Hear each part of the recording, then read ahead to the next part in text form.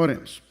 Senhor Deus, que o Senhor nos ilumine para entender um pouco mais sobre esse assunto, a seriedade desse assunto, e até mesmo ver a necessidade nos dias de hoje de estudarmos sobre isso. Então, Pai, tem misericórdia, portanto, de nós, e nos ajuda enquanto igreja a entender que isso é um gigante que pode ser combatido e que a igreja é o lugar ideal para que esse gigante seja combatido. E é em Cristo que nós oramos. Amém. Veja, irmãos, deixa eu começar falando logo com o público que pode entender que esse estudo é desnecessário, os bem mais velhos. Tá? Eu comecei semana passada comentando exatamente isso, que você tem que entender essa mudança geracional que aconteceu, tá? Para você tentar visualizar um pouco o tamanho do problema. Você, de fato, você que é avô, por exemplo, hoje, você cresceu numa realidade em que a pornografia não tinha nenhum terço do tamanho que tem hoje. Não tinha o alcance, não tinha o escopo, nada disso. Aí talvez para quando você vê assim, para que falar sobre isso hoje?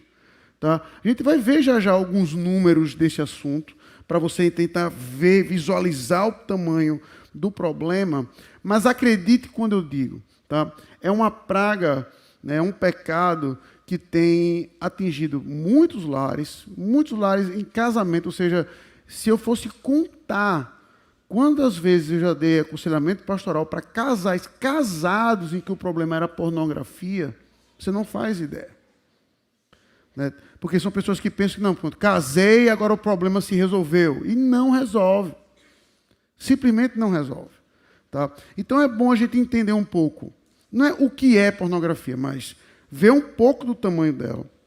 O que torna ela atraente. E como igreja a gente pode estar combatendo isso. Tá? E mesmo que pela graça do bom Deus seja um problema que você não lute com isso, você adolescente, por exemplo. Ah, pastor, graças a Deus minha mente ainda está incólume disso aí.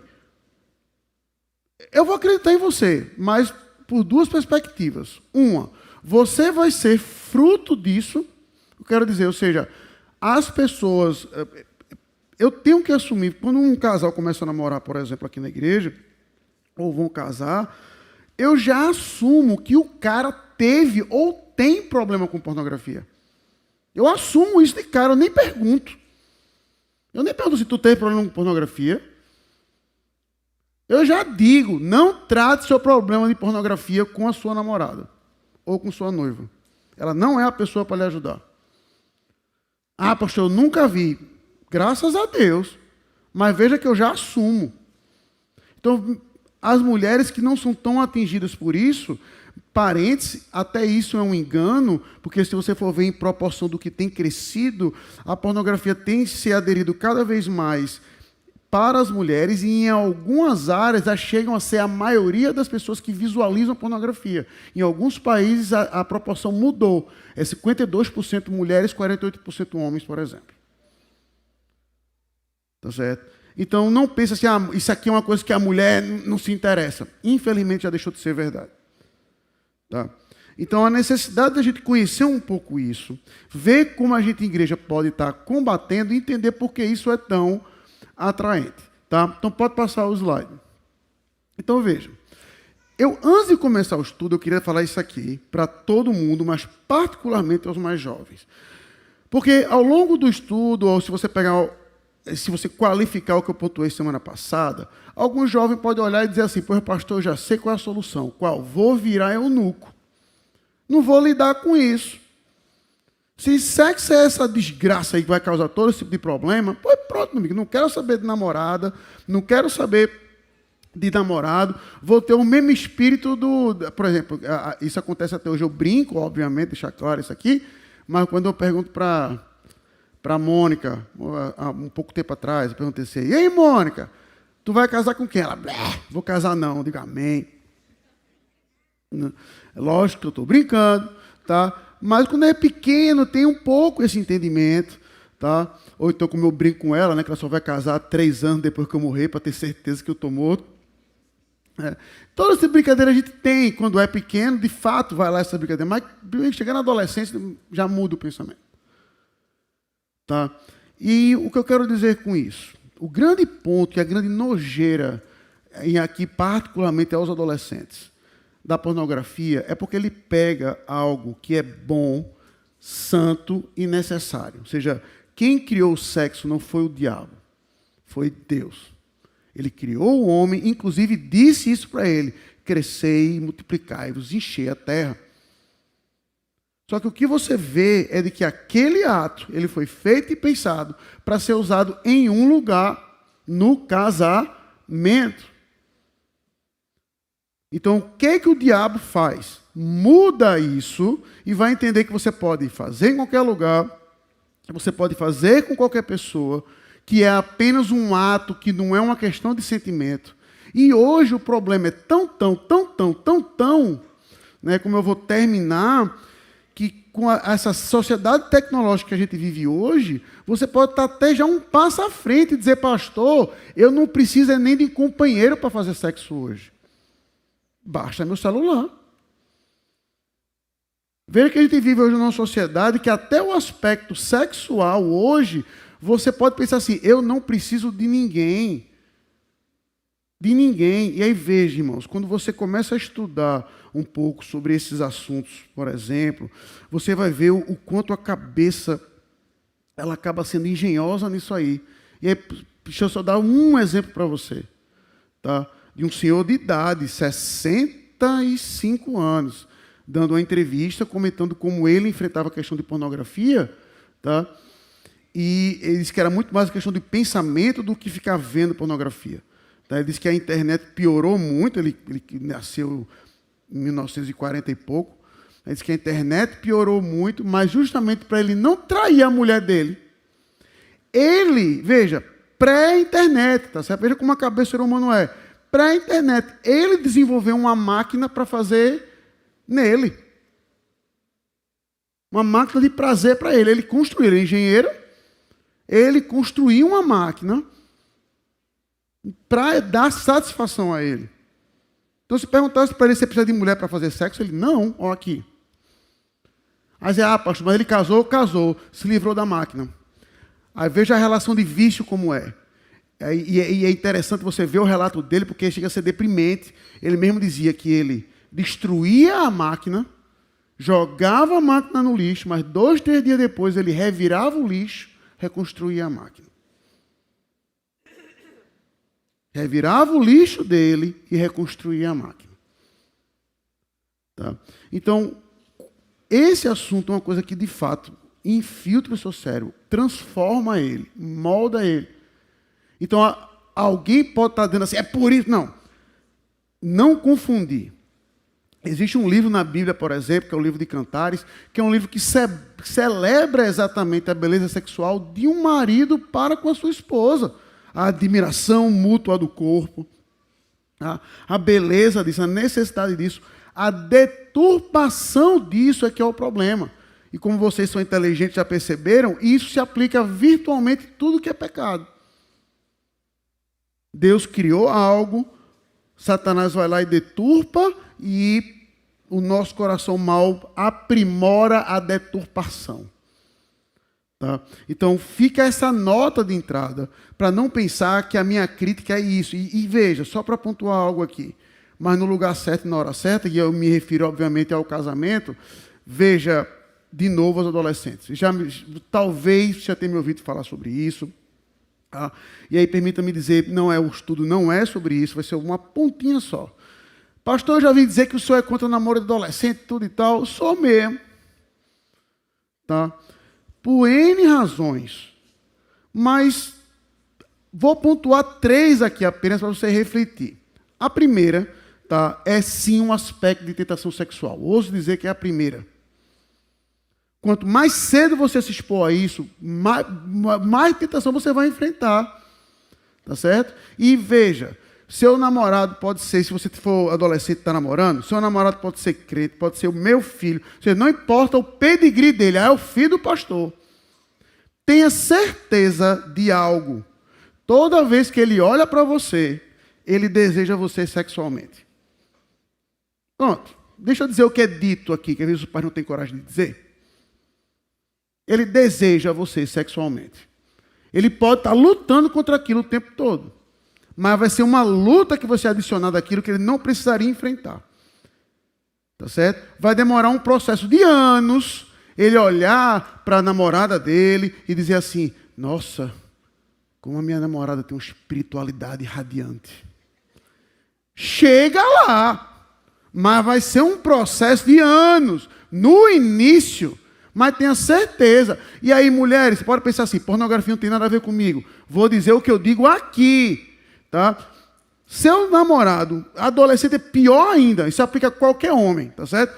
Tem dia que homem, mulheres, as casadas sabem disso, mas as solteiras têm que dizer um segredo. Tem dia que homem acorda que ele não pode ver perna de mesa. Perna de mesa. Ele olha para a perna de mesa e dá aquela olhada de novo assim: rapaz, que perna bonita, que eu não tinha reparado. Quanto mais a sua. E acredite, os mais velhos eu até digo, quando você estiver nesse dia, meu filho, não ligue nem chamada de vídeo no WhatsApp. No máximo de áudio. Você adolescente vai ter esse autocontrole? E aí, antes que você me diga, eu sou diferente, dizem 100% dos adolescentes. Se todo mundo é diferente, logo todo mundo é igual. Tá? Uma outra coisa para você refletir também sobre o aspecto do seu namoro é como ele entra no caminho dos seus planos e projetos. Veja, irmãos, falando com os adolescentes ainda, eu já tive que, infelizmente, ao longo dos meus quase 20 anos de pastor, enfrentar alguns divórcios. A maioria dos casos de divórcio, eu preciso anotar para ter um número preciso, mas fui tentando puxar da mente e posso dizer que a maioria começa como? Qual a primeira frase que o homem ou a mulher abre para mim no processo do divórcio? Quem se arrisca? Oi? Não ama mais. Se fosse isso, seria um problema.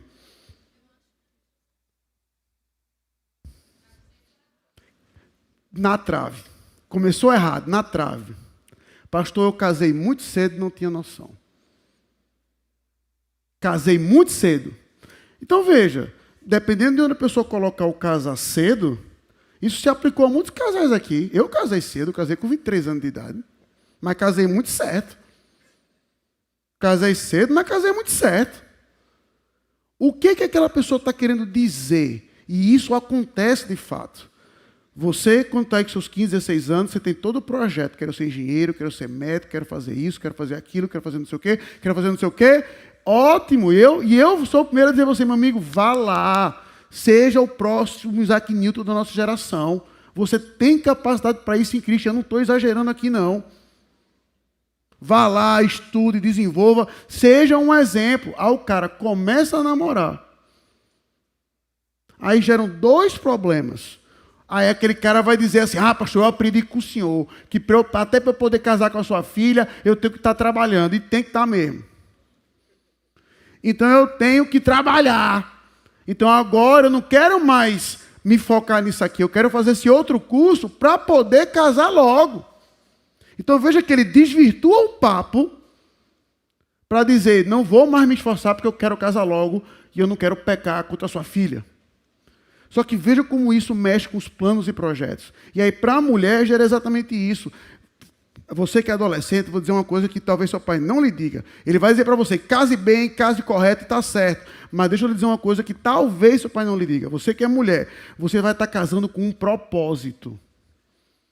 Se o seu marido ali, o pseudo-marido, não tiver um propósito para você, você vai ter muitos problemas no casamento. Porque qual é o propósito dele? Não sei. E veja, eu não estou nem brincando nisso. Se o seu pseudo-namorado disser assim para você: meu propósito é você, aperte a mão dele, dê as costas e saia correndo. Se ele disser isso para você: o meu propósito de vida é você, se levante. Muito obrigado pelo sanduíche, que eu espero que ele pague. Dê as costas e saia. Tá? Por quê? Porque o que ele está querendo dizer? Eu vou tratar você como uma deusa, mas eu quero o tratamento como um Deus. E nenhum vai conseguir cumprir um ao outro. Todo homem tem que ter um propósito para construir e mostrar isso claramente para sua esposa. E aí começa a namorar cedo isso vai ficar um pouco mais nublado. Quantas vezes já não viu o cara, você quer fazer o quê? Ah, eu quero fazer ITA, lá em São Paulo. Aí começou a namorar. E agora? Rapaz, o Oeste aqui do lado de casa. O Oeste aqui do lado de casa, né, pastor? Não gasta passagem, papai não tem que gastar dinheiro com moradia. E não tem nada a ver com isso. É você racionalizando uma coisa que seu coração quer. E vai aumentar todo, sim, um aspecto de tensão sexual. Como já disse um outro pastor, você até pode ser crente, mas seus hormônios não são, não. Tá? Então, se você é em ebulição durante esse período, não. Eu não aconselho você a namorar cedo, de jeito nenhum. Tenha um propósito para a sua vida, aos homens em particular. Tenha um propósito. Entenda quem você é em Cristo, o que você vai construir, para que você possa entender sua futura esposa como aquilo que a Bíblia chama uma verdadeira auxiliadora. Ok? Dito isso, agora vamos para o tema direto. Passa o slide, por favor. Veja, irmãos, aqui alguns números, só para você entender o tamanho da pornografia. Você pensa assim que é uma coisa de celular, que ninguém vê, que só gente sem vida que vê pornografia. Veja alguns números da pornografia. A indústria da pornografia fatura mais que a MLB, que é de beisebol, tá? NFL e NBA juntas. Tá? Um novo filme adulto é lançado a cada 39 minutos. Ou seja, ao término dessa aula, 2 filmes pornográficos foram ao ar. Terminou essa aula, 2 filmes pornográficos foram lançados. Uma empresa, dona de site pornográfico, está no top 10 de empresas com maior consumo de banda no mundo, sendo as outras duas o Google e a Netflix. Ou seja, o que é banda? Sabe você que tem 5G, o meu celular avisa, você já consumiu tanto de dado? Aquilo ali é banda de consumo. Tá? A pornografia é responsável, ela é o top 3 de consumo de banda do mundo. Não é de banda de internet móvel só não, tá? De internet, para você ver o tamanho do gigante que é. Continua, por favor, slide. Outros números. Um site pornográfico é maior que a CNN, Dropbox e o New York Times juntos. Veja, irmãos, eu propositadamente não coloquei o nome dos sites aí para não dar ideia para ninguém, tá certo? Por isso que está vago, tá bom? Por isso que eu coloquei um site. Não é que a informação é vaga, foi editado por mim, tá bom? Então você imagina, CNN, Dropbox e New York Times, você combina os 3. Um site, não é o conglomerado de sites pornográficos, não, tá? É um site, Fred. É maior do que os somados 3. Tá bom? Outro site pornográfico tem mais acessos mensais do que o Netflix, Amazon e Twitter juntos. Se somos 3, um site tem mais acesso que a soma do que o acesso dos outros. A maior loja virtual do mundo, que é o Amazon. Tá? O Twitter ainda perde para o Instagram, salvo engano, em algumas coisas, mas é um dos mais acessados do mundo. Tá? E o próprio Netflix. E aí, veja o número agora no seu bolso. A cada segundo são gastos $3.000 nesse tipo de conteúdo. E veja que está escrito direito ali, a cada segundo. E, por fim, 12% dos sites da internet são pornográficos. Então, vejam, é um gigante muito grande. Esses números aí, eles foram calculados. Assim, eu não sei nem como colocar em porcentagem isso, porque eu vou dar um exemplo, como a gente pensa que não. Saíram os dados de uma escola em New Jersey, nos Estados Unidos. Aí eu só li esse dado, dizendo que até o início dos anos 2000, apenas 3% da escola se identificava como LGBT, alguma coisa do tipo, não binário e por aí vai. Hoje, saiu os dados dessa escola, ela não colocou a porcentagem, mas colocou o aumento, ou seja, a porcentagem do aumento. Tu acha que foi quantos por cento que aumentou, Deoclésio? A porcentagem do aumento. Aumentou em quantos por cento? 10%. 100%. Maiara. 40%. 4.000%. 4.000%. E, historicamente, 20 anos é um espirro. Historicamente, 20 anos. É um espirro, passou. Então, veja, o ponto de você estar vendo isso aqui é para que você veja que se, pastor, eu fui criado num lar crente, graças a Deus meu pai me protegeu disso aqui. Louvado seja o bom Deus para a vida do seu pai. Mas a gente está cercado de pessoas que sofrem com isso. Aqui na igreja. No seu trabalho. Talvez na sua casa. Então é bom você conhecer um pouco isso para que você veja o tamanho e a dimensão. Pode passar. Veja, o que é que impulsiona a pornografia? Foi aqueles A's que eu falei semana passada. Alcance, anonimato e acessibilidade. Ou seja, o alcance da pornografia hoje é literalmente na palma da sua mão. Literalmente. Se você voltar aí 20 anos, era um computador no quarto. Eu já tinha um fator financeiro diferente. O cara tem que ter acesso a um computador. Hoje, todo mundo tem um smartphone. Nem é exagero dizer isso. Todo mundo tem um celular, todo mundo tem um smartphone. E é mais potente que o computador que você tinha no seu quarto, diga-se de passagem. Então, o alcance da internet hoje é gigante e é, como é que eu vou dizer assim... Hoje, atrizes e atores pornôs são tratados como celebridades. Se antigamente era uma coisa de nicho, hoje virou, para usar a palavra dos jovens, mainstream. Tá? Para todo mundo ver, faz parte da cultura, você conhece aquilo ali, você admira aquilo ali. Tá?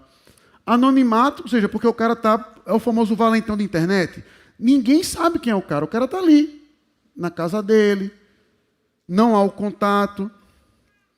Tá? E aí veja como isso gera problemas até práticos. Se você for perguntar, eu brinquei aqui com as minhas solteiras da igreja, mas se você for conversar com elas no final e perguntar qual é um dos maiores, não vou dizer que é o maior, tá bom? Mas um dos maiores problemas que elas vão enfrentar na busca de um namoro, se não for o top 1, é no máximo o top 3. No máximo. Que é o quê? Falta de iniciativa dos homens. Os caras não chegam. Aí por quê? Isso vem de onde? Pode ser uma série de fatores. Estou dizendo que é por causa disso. Mas se o cara cresceu uma adolescência toda, onde todo o contato dele com mulher foi num celular, foi num cardápio, que ele poderia escolher a mulher que ele quisesse, do jeito que ela quisesse.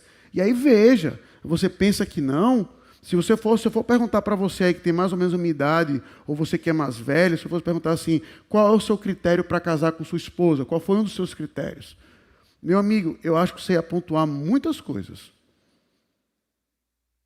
Mas hoje, aqui, veja, não é assim, aqui na nossa sociedade, aqui,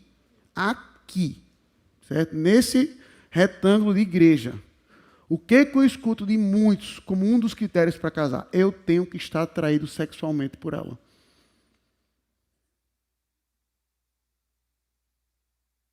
Pastor, mas não tem que estar atraído, não?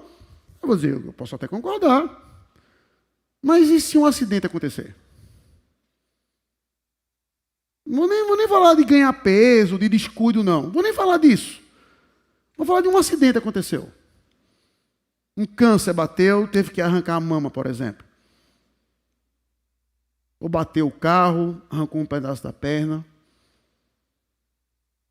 Aí vai acabar o casamento então? Você vai trair sua mulher por causa disso? Então eu só quero mostrar que hoje a pornografia tem sido, infelizmente, formadora de caráter em nosso meio e gera esse aspecto do anonimato, problemas que vão ser nada anônimos. O cara está ali tranquilo com o celular dele, no quarto dele, tudo e tal. Ninguém está vendo. Mas quando sai daquele quarto, quando ele se depara com a realidade do dia a dia, gera todo esse tipo de problema. E, por fim, acessibilidade. Ou seja, eu não vou ter o número exato, eu tentei pesquisar, mas aí fica um pouco nublado, né? E feito aqueles filmes antigos, né? Disclaimer. Nenhuma foto pornográfica foi vista enquanto na preparação desse estudo. Você não pensa, rapaz, o pastor entrou em coisa perigosa. Não, não. Nenhum assalto, obviamente, nenhum site, nenhum vídeo, nenhum foto pornográfica foi visto durante a confecção desse estudo em nenhum momento. Tá? Mas ficou um pouco nublado, que é exatamente isso. O quanto, de fato, a pornografia é gratuita. Mas, pelo que eu vi, você vai ter um material virtualmente inacabável de pornografia gratuita. Ou seja, o cara pode passar uma vida sem gastar dinheiro com isso. Sem gastar dinheiro com isso. Então, ela é de fácil acesso. Alguém pode dizer que o cara pode não ter o celular que ele queria, mas com o celular que ele tem, ele consegue acessar praticamente qualquer tipo de pornografia. Então, esses são os 3 A's que impulsionam a pornografia na nossa sociedade hoje. Ela está em todo lugar, ela está anonimato. Veja, irmãos, e ela é acessível. Essa é uma frase desse livro aqui, eu até trouxe. Eu não sabia que tinha sido lançado esse ano. Acho que não dá para ver. Nação Dopamina, da doutora Anne Lembick. Porque o excesso de prazer está nos deixando infelizes e o que podemos fazer para mudar. Veja, irmãos, eu gostei muito desse livro, mas eu tenho que fazer uma nota de ressalva aqui. Eu gostei muito desse livro mesmo, como um leigo na área médica e mesmo estando perto do presbítero Marcelo por anos a fio, eu conheço alguma coisa, mas nunca conheci desses detalhes, não. Pois bem, minha crítica a esse livro não é nem ao livro, mas foi a mim. Quando eu terminei de ler o livro, eu fiquei com raiva dele. Vou explicar. Ela diz, é uma mulher, ela diz quase tudo que a Bíblia fala. Isso que é interessante. Quando eu terminei de ler, eu disse assim, ok, a parte de como funciona dentro da cabeça, eu aprendi, não quero dar uma de brabo, não. Óbvio que eu aprendi. Né? Ela mostrando como é que funciona a dopamina, como é que seu cérebro processa aquilo, a gangorra, é bem didático para um cara burro feito eu, aprendi. Mas quando ela vai abordar de como aquilo deve ser tratado, oxi, eu digo, eu faço isso no gabinete o tempo todo. O tempo todo. Só que ela vai levando para o lado médico. Aí, esse é meu ponto de tristeza, que alguns vão ler esse livro e vão dizer assim, meu Deus, esse livro me mostrou coisas que eu não sabia. Lê a Bíblia, rapaz. E esse é o ponto, quanto mais você conhece as Escrituras, esse o ponto da minha leitura. Por que para mim a leitura foi produtiva?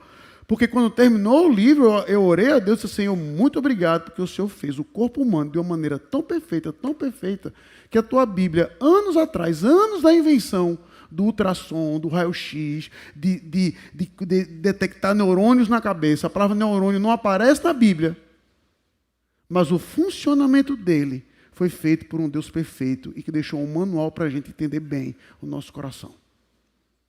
Então, caso você queira conhecer, vale a pena, é bem interessante.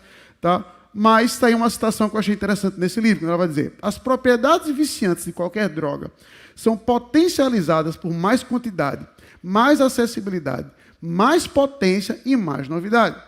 Internet e aparelhos digitais portáteis promovem aumento de todos esses domínios, fazendo com que a pornografia de hoje se torne mais abundante, mais acessível, mais potente e com mais novidades do que a pornografia do passado e, portanto, mais viciante. Tá? Então, ou seja, ela vai mostrando exatamente como o processo de recuperação, por exemplo, de uma pessoa com pornografia, do ponto de vista do cérebro, ela é psiquiatra. Tá? Do ponto de vista do cérebro, é a mesma coisa que você pegar um viciado em cocaína, um viciado em álcool. Não tem, o cérebro não vai processar diferente, não. Talvez para a sociedade você possa até dizer, é mais aceito, menos aceito. É outra conversa. Mas o cérebro não vai fazer uma diferença nisso aqui, não. E aí você começa com qualquer pessoa que é viciada em pornografia, ou que já foi viciada em pornografia. Eu recomendo você ler entrevistas de pessoas, ou conversar com pessoas que foram viciadas em pornografia. Eu estou falando sério. Eu não sei se a Fiel traduziu naqueles livrinhos de aconselhamento, mas tem um livro do Paulson, chamado, um livretinho, na verdade. Você lê livretinho mesmo, pequenininho, parece um folheto de entregar no meio da rua. O nome do livro é Pornografia, Combatendo esse Dragão, em inglês. Eu não sei se a Fiel traduziu, acho que sim. O livro não é nenhum livro, é uma entrevista com um pai de família falando do vício dele em pornografia. O livro é isso. É uma entrevista do Paulson com um cara que era viciado em pornografia. Aí uma das primeiras perguntas feitas a ele foi: você sentiu atração por suas filhas? Ele era pai de 2 meninas. Aí ele disse: pela graça de Deus, foi uma área que eu não cheguei ainda, mas já teve momentos de sombra. E isso foi que me estalo para eu parar. Por quê? Porque a pornografia que ele estava vendo já não estava dando mais o mesmo kick no cérebro. Ele precisava de mais. Mais. A porta hoje, para muitas pessoas, para a questão de homossexualidade, não é apenas redes sociais, mas a pornografia. Porque ela está vendo aquilo, ela se acostuma com aquilo, não dá mais o barato, ela vai. Rapaz, o negócio aí, então eu tenho que sair dessa... Isso aqui já não está dando mais o barato, eu tenho que procurar outro negócio. Eu concordo, José, que um abismo chamando o outro. Eu só quero mostrar exatamente que a sociedade trata pornografia como se fosse uma droga já. Graças a Deus, para mim, na minha opinião, já é um avanço, já é uma vitória. Você vê um livro como esse aqui, colocando droga e pornografia na mesma frase, na minha opinião, já é uma pequenina vitória. Um avanço no combate. Mas a gente tem que levar a sério isso. Eu tenho certeza que se o seu filho tivesse com problema com qualquer droga, você ia pedir socorro. Pastor, ajude, meu filho está envolvido em cocaína, maconha. E certíssimo é você, com certeza. Mas pornografia não. E aí os mais velhos vão saber disso. Em interiores do Nordeste, por exemplo, particularmente Paraíba e Pernambuco, qual é o ritual de 15 anos para os homens? Leva o cara para o prostíbulo. A aprender a ser homem.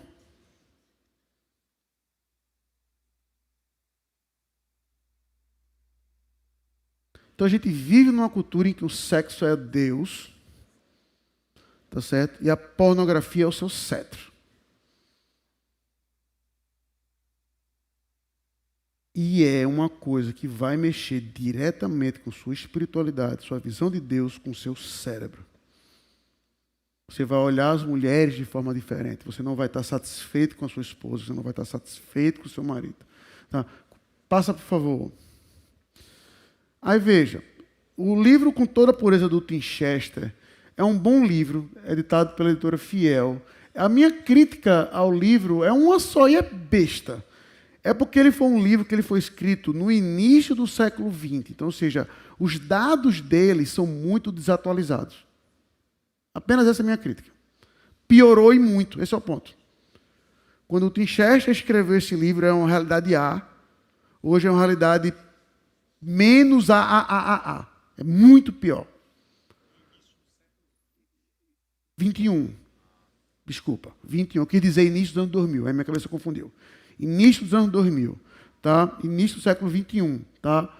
Então, alguns dados dele são desatualizados, mas eu entendo que ele faz um bom trabalho e é aqui onde eu fiquei lutando na hora do estudo e eu decidi fazer. Veja, ele coloca esses 5 R's aqui, tá?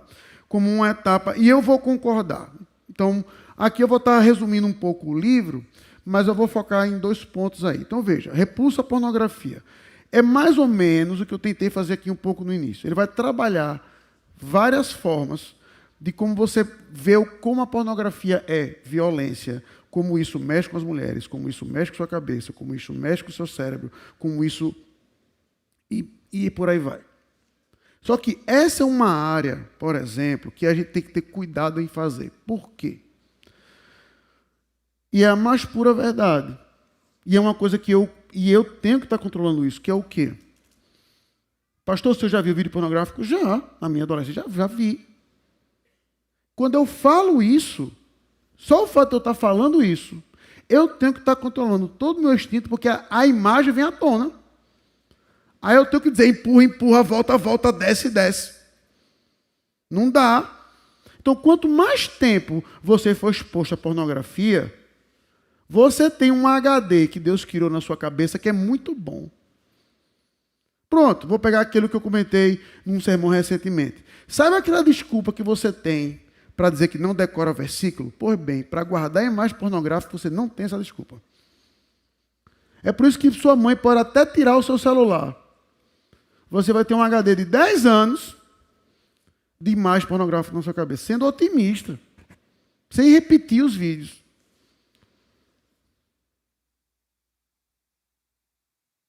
Então, o ponto não é simplesmente a repulsa, não é tira o celular. Apesar de eu achar isso uma boa ideia. Quanto mais eu estudo sobre rede social, esse tipo de coisa, mais eu questiono se eu devo usar o Instagram ou não. Vou nem mentir.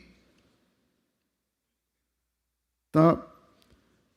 Eu vou concordar com isso, obviamente, mas o que é fundamental para nós, enquanto igreja, para atacar exatamente isso, é algo que tem que ser feito de uma forma muito direta e muito objetiva. E a gente mostrar, por mais básico que seja, que a pornografia é errado, que é pecado. Para não simplesmente dizer, porque vai acontecer isso, e não colocar a consequência, mas ir na raiz. Por isso que eu comecei antes de pornografia, falar sobre por que esse pecado na área sexual é tão sério nas Escrituras. Tem que começar aqui, porque e aí veja como o cérebro distorce a nossa cabeça. Tá? Ainda em área sexual. Pegue qualquer caso, não qualquer caso, mas pegue muitos casos, pronto, para ser um pouco mais preciso, casos de adultério que você conhece. Por exemplo, um amigo, um parente, ou infelizmente seu pai e sua mãe. Chegue lá, confronte a pessoa. Vamos supor que tenha sido seu pai, sua mãe, seu irmão, um colega seu de trabalho. E você confronta a pessoa. Você diz assim, rapaz, isso que você está fazendo é errado. Ou, como eu confronto, você está andando a passos largos para o inferno. Pronto. Eu lembro logo a pessoa disso. Você está andando a passos largos para o inferno. Qual é uma resposta que eu costumo ouvir? Quem se habilita a tentar responder? É maior do que eu. Nada. Para você ver o que é o poder do pecado. De acordo com o Norton Filho disse que eu posso ir agora até a porta, que agora tá, a câmera acompanha tudo. Então não tem mais desculpa, uma dúvida. Vou poupar os da frente e vou para o fundo agora. Hein, dona Rosa? O que é que vocês acham que esses cabas ou mulheres respondem? Na hora que eu quiser parar, eu paro. Hein, Rafael? Não quer se queimar, certo, senhor? Oi, dona Marinalva. Dizer o que eu já ouvi. Se o inferno é assim, eu adoro. Esses aí eu já nem converso mais. Eu oro e encerro o gabinete. Não, o coração está tão... Não. Ei, Michael, tu vai enfrentar isso aí, bicho. O que é que tu acha que tu vai ouvir?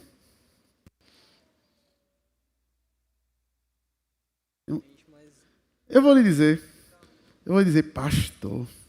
É desse jeito. O cara faz aquela gatinha, faz aquele olhar do gatinho do Shrek para mim e diz assim, pastor, você está me dizendo que Deus vai punir o fato de eu ter amado outra mulher?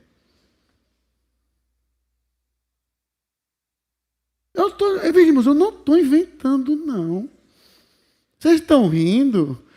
Se eu ganhasse uma moeda, já tinha comprado um carro. Pastor, você está me dizendo que Deus vai punir o fato de eu amar? É desse jeito. Isso eu quero que você veja. A cabeça do cara não processa que o que ele está fazendo é o quê? É errado, é o oposto. É o oposto. Ele processa que aquilo é bom. Deus não é amor, eu estou amando. Só porque eu amei outra mulher, que não é a mulher que eu casei. O Senhor está me dizendo que eu vou para o inferno com isso. Eu digo, eu não. A Bíblia.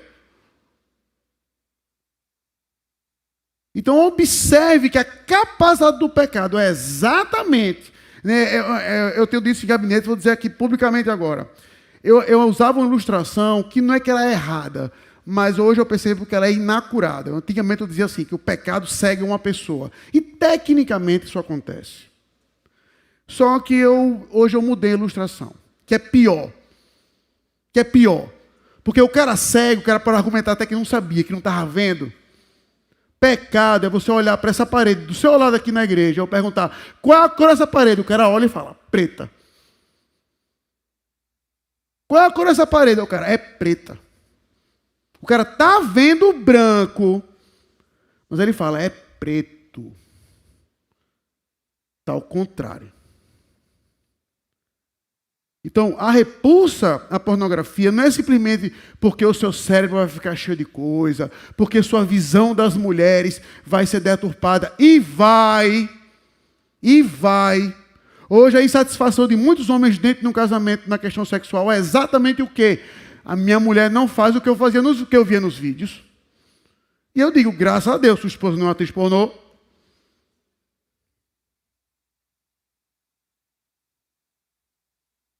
Não é apenas isso. Isso são consequências, mas a base é pecado. É errado. E a gente tem que estar lutando contra isso e não expor nossos filhos a isso. Tá? A segunda coisa, eu vou deliberadamente pular a segunda e a terceira, porque é o que eu vou concluir. Tá certo? Eu vou concluir nessas duas. Reverência a Deus e repouso na graça é o que eu vou concluir. A quarta, resistência à tentação. É você encontrar maneiras práticas para o seu dia a dia de como você lutar contra isso, tá bom? Ao término, quando eu terminar aqui o estudo, o Jason, cadê o Jason? Ali. Ele vai vir aqui à frente e ele vai estar mostrando aqui na prática como você pode preparar o seu celular para bloquear a pornografia para você e para o seu filho. Tá certo? O Jason da área de TI, eu pedi para ele gentilmente, então vai estar vindo para cá e mostrando um passo a passo de como você pode estar instalando bloqueadores no seu celular para a pornografia. Tá bom? Então, você encontrar maneiras de resistir à tentação. Seja através de bloqueadores no seu celular, seja pelo fato de você não ter um celular, seja o aspecto de você ficar sozinho, seja o aspecto de se você desenvolver atos saudáveis. Veja, o exemplo mais marcante desse livro que eu li aqui, a mulher... quando eu terminei, eu disse, rapaz, essa mulher não é crente. Eu acho que não é. Certo? Mas ela fez uma coisa no pragmatismo, mas me chamou a atenção, que eu digo, rapaz, é interessante como um ímpio vê a mesma coisa que eu estou vendo, mas por motivos distintos. Nesse caso, de que ele falou do cara que era viciado em pornografia, ele disse que teve uma hora que ele se levantou e disse, mas quando bater essa vontade, o que é que eu faço? Aí ela virou para ele e disse assim, se ajoelhe e reze. Ela lembrou que ele era católico. Aí ela disse para o cara assim, se ajoelhe e reze, mas tem que ser importante ser de joelho. Ou seja, para o corpo dele processar que ele está fisicamente lutando contra aquilo. O corpo dele está fazendo um movimento contra aquilo. Então, fique de joelho. Então, veja, ela não está nem aí para Deus ou para a oração. Ela está olhando até mais para o físico do que para a oração. Digo logo. Mas um aspecto de resistência à tentação é isso. Saiu um estudo recente dizendo que hoje, mais de 50% do nosso tempo ao longo do dia é parado, ou sentado, ou deitado. A gente não se mexe. A gente faz as coisas sentado, deitado, e gosta disso. Aí como é que a gente combate a tentação sentado? Não combate. Né? Como eu volto e meia eu falo aqui, aplica a filosofia que eu chamo, J. Adams, de tira e bota, de Efésios 4. Substitua o vício por uma virtude. Se você olhava a pornografia 1 hora por dia e você, a partir de hoje, falar assim, pois eu não vou mais olhar, você ganhou 1 hora do seu dia. Você ganhou 1 hora do seu dia. E agora você está com 1 hora ali, você vai fazer o quê? Eita, eu vou ficar olhando para a parede branca. É melhor que olhar pornografia. Mas não vai dar muito rápido. Pratique um esporte, leia um bom livro, faça alguma coisa. Se mexa, saia de casa. Uma das primeiras coisas que eu digo quando a pessoa enfrenta pornografia é, você mora só? Não, moro com minha mãe, com minha filha, com meu tio, com meu irmão, não sei o que, tal. Pronto. Quando é que você está tentado? Quase 100% das vezes, quando eu estou sozinho em casa. Primeira coisa, dê a chave do seu quarto para o seu pai e para a sua mãe. Não tranque seu quarto. Não existe quarto trancado na sua casa. Tá certo? Lá em casa eu já disse isso para todos, já disse para o Leozinho, para a Mônica. Como é o nome da palavra? Não é descrição, não. Privacidade é uma coisa não existente aqui. Só existe no meu quarto. Pronto. O meu quarto é privativo. O de vocês, não. Não tem chave. Posso abrir e entrar a hora que eu quiser.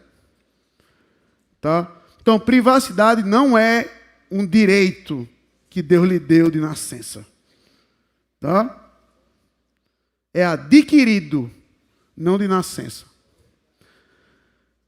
Então, dito isso, não fique em casa só. Não fique em casa só. Saia de casa, vá andar, ligue para mim. Se for homem, eu faço isso. Ligue para mim. Vamos orar junto. Faça algo. Mode seu corpo para se mexer. E aí o de baixo. Veja. Responsabilização perante outros. Veja, irmãos, quando Pedro, o apóstolo, vai dizer assim, confessai as faltas uns aos outros, nunca é, como alguns pensam, a ideia do cara vai se gabar. Como se o Dalmi, que está na porta, por exemplo, fosse entrar, eu pequei essa semana. Não! É a ideia de o Dalmi, esse mesmo Dalmi, por exemplo, entrar, encontrar o Ricardo e dizer assim, Ricardo, bicho, essa semana eu pequei.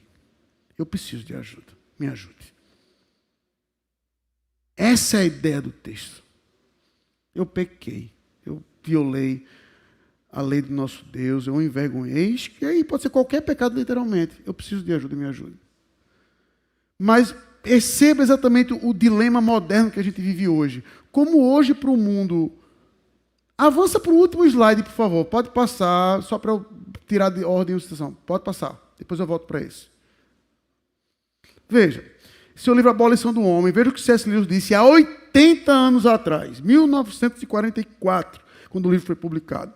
O inovador, que é a pessoa que entende que tudo tem que ser novo, não diria que somos fadados a obedecer ao instinto, nem que ele nos satisfará se o seguirmos, mas que temos o dever de obedecê-lo.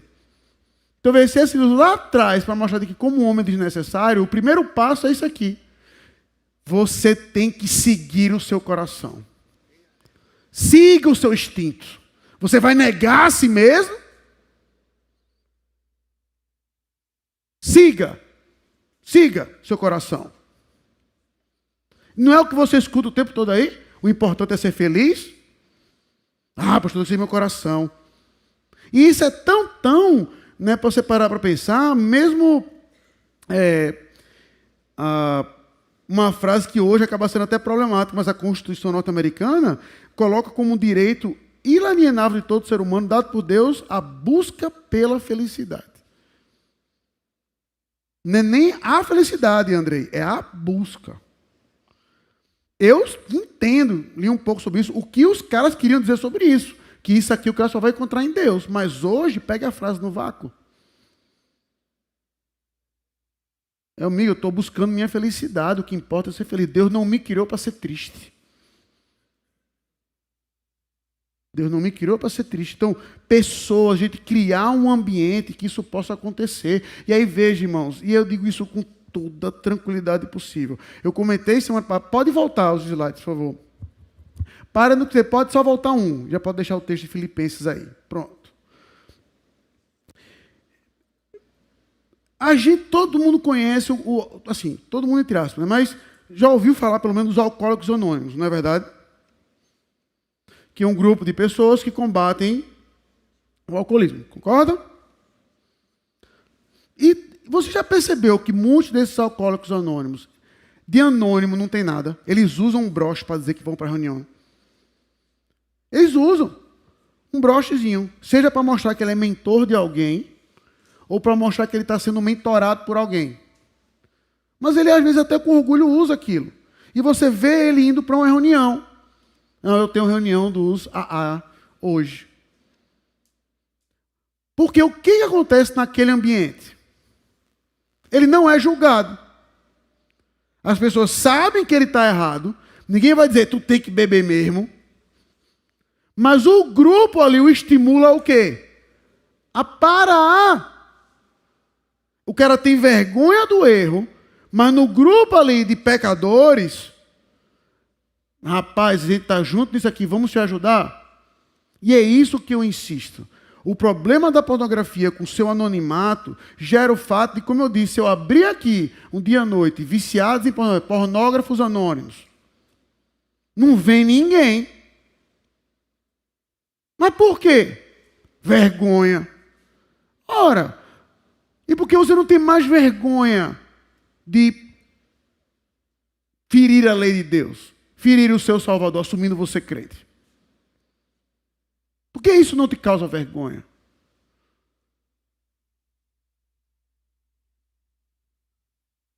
E aí a ideia não é expor. Pastor, mas tem muita gente ruim na igreja que vai pegar uma foto e vai colocar no Facebook, no Instagram, olha aqui, fulaninho, pornográfico. Irmãos, olha, deixa eu ser bem direto. Infelizmente isso pode acontecer. E eu vou ser extremamente sincero. Se algum dia a gente fizer uma coisa dessa aqui na igreja, e uma foto dessa vazasse, colocasse na internet, eu, particularmente, no conselho, o meu voto seria disciplinar a pessoa que colocou a foto. Digo logo. O cara que colocou a foto, essa pessoa, na minha opinião, deveria ser disciplinada por expor o irmão à vergonha desnecessária.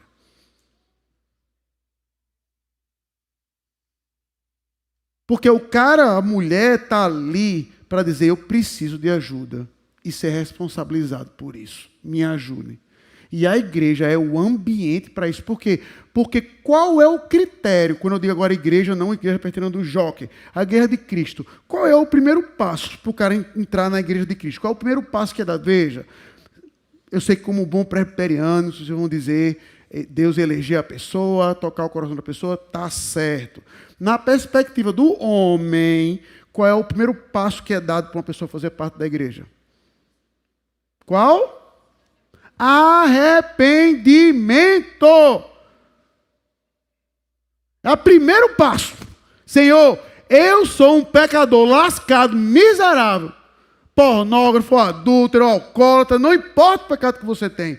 Mas hoje eu sei que há mais graça em ti do que pecado em mim.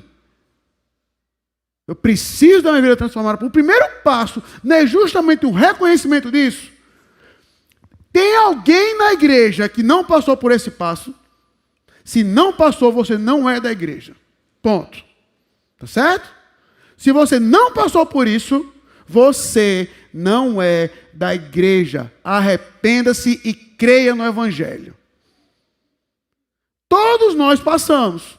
Não importa seu pedigree, seja como o meu, terceira geração de presbiterianos, seja você um adulto, um ator pornô. Não importa.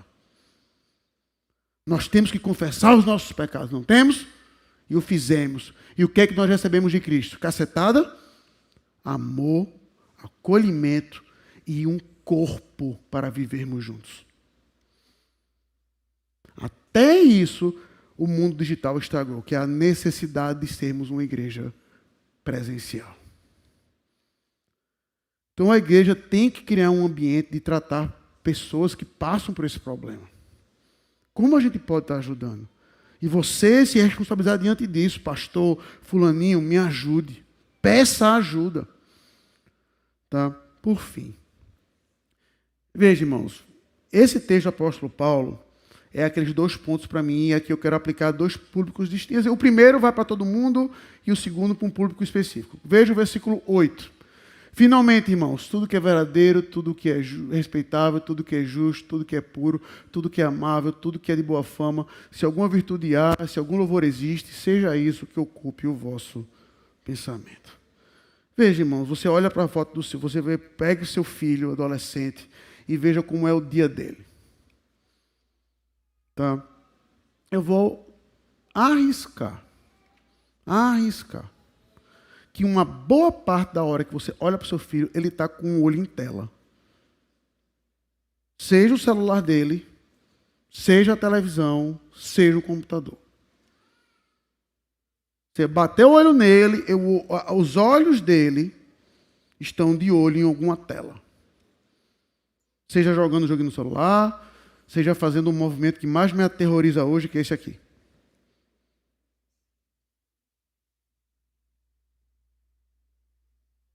Certo? Escolha. E aí você pergunta para ele assim, meu filho, o que é que você viu? Aí essa é a pior parte.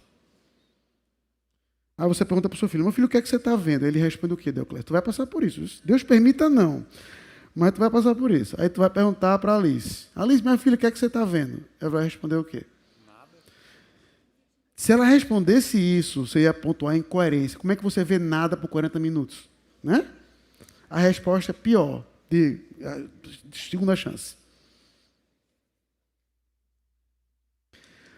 Bobagem.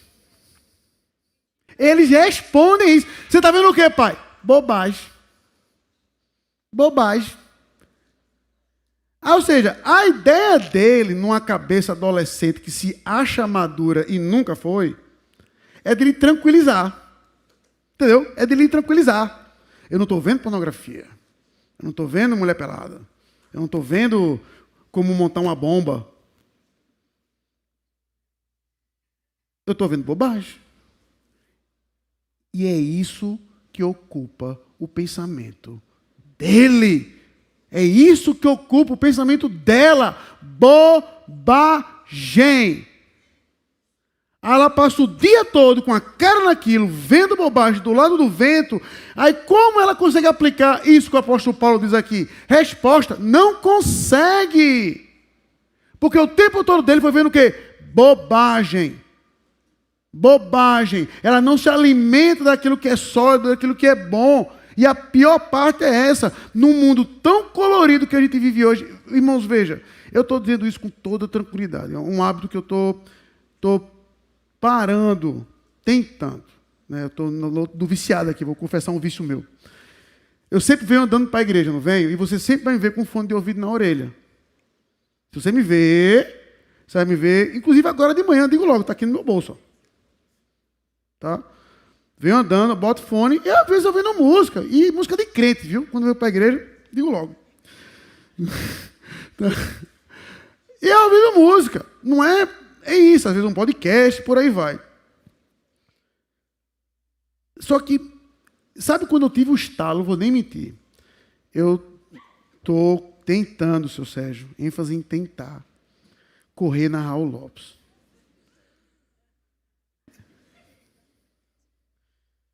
O povo não acredita, não. Vou expor uma irmã aqui. Cadê a Gemima? Gemima está por aqui? Gemima disse que me viu. Pastor, eu quase chorei. Digo, tá danado. Que milagre é esse, né? Digo, que milagre é esse? Eu vi o senhor, fiquei emocionado. Eu digo, pronto. Taláfa de milagre, pastor correndo. Pois bem, estou correndo, tentando. Com um fone de ouvido na orelha.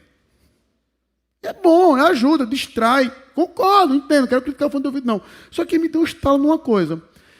Teve um dia que eu não trouxe o fone, esqueci. Na corre-corre, fui direto da igreja, tudo tal, não levei o fone. Eu não queria nem ir, já começa daí. Aí foi que eu percebi o problema. Caramba, esqueci o fone, eu não vou, não. Cara, que andar aquele negócio todinho na Rolop sem escutar nada. Bora! Aí fui. Aí foi que eu percebi duas coisas. Tem milhares, centenas de pessoas ali correndo, todo mundo com fone, ninguém ligado ao mundo ao redor, e você não repara em nada que está ao seu lado. Impressionante isso. Aí quando eu corri sem fone, eu disse, caramba, eu estava alienado disso aqui o tempo todo. Olha para isso, aquele cara está de fone, aquela mulher está de fone, aquele cara está de fone, aquele cara está de fone. Eu ocupei minha mente mais do que o fone, digo logo. Mas o que eu percebi foi exatamente isso. Como o fone é uma maneira de eu dizer para o mundo todo, eu não quero saber de você. Não me interessa o que você está fazendo. Deixa eu correr em paz. Já é chatice o suficiente. E aí observe exatamente isso. Quando a gente volta para casa, você agora vai pegar o seu celular e por 40 minutos, sendo extremamente otimista, você vai ver o quê? Bobagem. Só que a nossa bobagem é mais evoluída. A bobagem dos nossos filhos é dancinha do TikTok, esse tipo de coisa, e por aí vai. Vídeo de anime, meme, escolha o problema aqui. A gente também vê isso, nem deu uma de brabo. Tá? Mas a nossa bobagem é, olha o mundo como está acabando. Aí escolha a vertente apocalipse que você segue. Aí quando você olha para o mundo é bom ou ruim? Uma desgraça. Só tem pedófilo, adúltero, ninguém presta, só tem bandido, ninguém vale nada, eu não vou colocar meu pé na rua, senão eu morro. Cara, a gente vive num mundo em que Deus fez uma criação tão linda e tão perfeita que a gente nunca vai enjoar dela. É tão linda e tão perfeita que por isso que eu sou um firme defensor de que eu acredito que Deus vai restaurar toda essa criação para que a gente possa apreciá-la ainda mais. E a gente vai passar uma eternidade apreciando muito disso que você já está vendo e você não vai cansar. Só que a gente tem acesso a isso hoje. Só que a gente prefere ver bobagem a se alegrar com a criação do nosso Senhor. É por isso que eu pergunto, como é que o mundo está? Está feio. Não é. Deus não fez nada feio. Absolutamente não. A gente estraga as coisas, é verdade. Mas Deus não fez nada feio. A gente ocupar a nossa cabeça com isso é fundamental. Veja, talvez você tenha pensado, vai ler a Bíblia, vai ler a teologia também. Mas como eu hoje, Leonardo, como é que eu combato, eu junto com uma pessoa, né, tento combater pessoas que têm problema com pornografia? Não é focando na... Volta um slide, só para a pessoa lembrar. Volta. Não é focando no primeiro, é no segundo. Pode avançar para Filipenses. É eu mostrando para ela quem Deus é, o que ela fez, para que ela medite, para que a cabeça dela ocupe-se disso. Quem é o meu Senhor? Quem é o meu Salvador? O que Ele fez por mim? Como Ele pode me salvar nesse momento? E está ocupando a cabeça dele com reverência a Deus. Que para Paulo, nada do que foi dito, veja aí, ó, verdade, respeito, justiça, pureza, amor, fama e virtude e louvor, não existe longe de quem? Cristo. Então, quando Paulo diz isso, finalmente, tudo o que é, Paulo está dizendo para a sua cabeça ser encharcada de quem? De Cristo. De quem Ele é, do que Ele fez. Se a sua cabeça está encharcada disso, até os seus problemas, até o seu dia a dia, vai ser encontrado de uma forma diferente. O problema não vai ser, meu Deus, olha como essa tempestade é gigante, como a gente vai ver logo mais à noite. Mas você vai ver quem é que está no barco com você. Porque sua cabeça está cheia disso. Ajude seu filho a isso agora. Se ajude nisso, ocupe sua cabeça com isso. Se você pensa que seu filho é muito novo para ler teologia, não é. Agora também não pega o Berkhoff e diga, toma meu filho, leia. Pega um bom breve catecismo. Pega uma boa história. Leia a Bíblia com ele, explique. Sente com ele, mostre e fale das maravilhas de Deus. Só que aí vem um ponto de baixo, que eu não li o 9. Não, ali, rapaz. Aí, o que também aprendeste e recebeste e ouviste e viste em quem? Em mim. Veja que Paulo diz, façam isso, porque vocês aprenderam com quem? E viram eu fazendo isso. Nós precisamos ser modelos. Chamar a responsabilidade. Nós precisamos ser Paulos para a vida do nosso filho, para a vida da nossa igreja. Só que aí entra uma pergunta. O seu filho passa 40 minutos vendo bobagem no Instagram, no celular, qualquer coisa, no TikTok, escambau a 4. Ok. E você?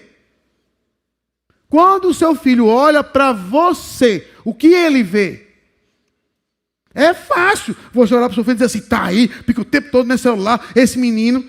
Pronto, na verdade a cena acurada é essa. Não é, pastor, esse menino fica o tempo todo no celular, não quer saber de mais nada da vida, não sei o que fazer mais com ele, não.